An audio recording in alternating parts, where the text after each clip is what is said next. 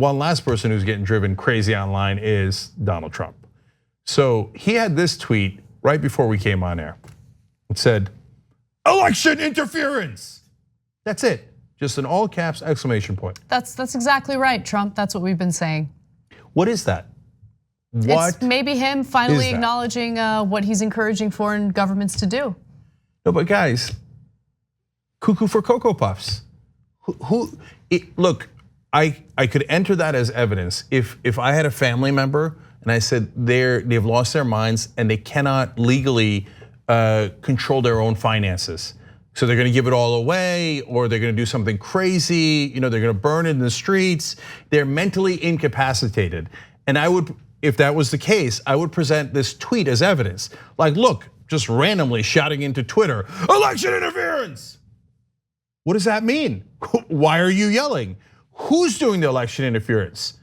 Are you doing the election interference and admitting it? Are you accusing someone else of doing election interference?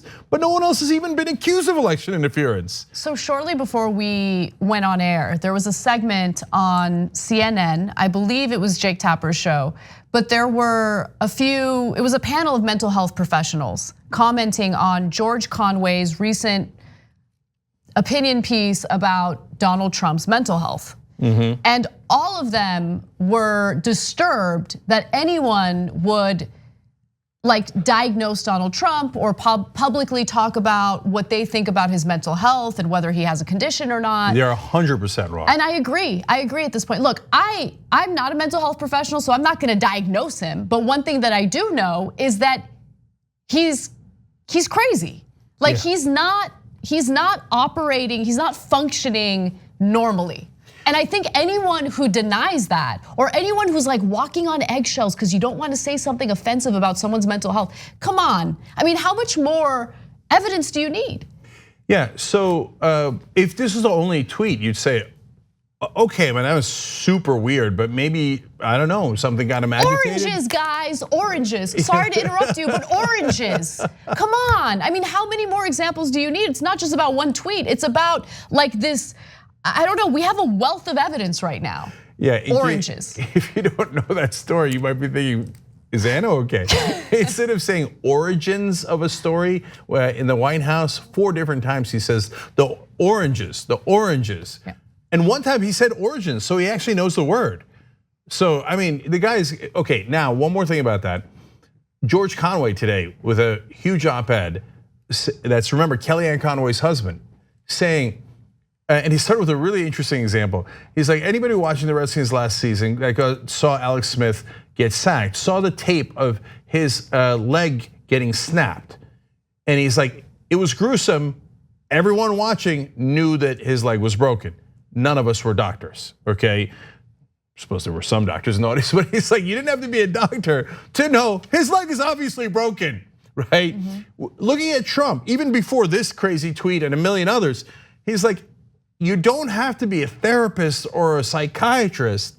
The guy is visibly, obviously, mentally incapacitated. He is crazy in conventional colloquialism. He's nuts, he's lost his mind. His mental deterioration is out of control. That is his biggest supporter's husband. Of course later they're gonna say Kellyanne Conway was saying it, you idiots. She's like, how much clearer did I have to be?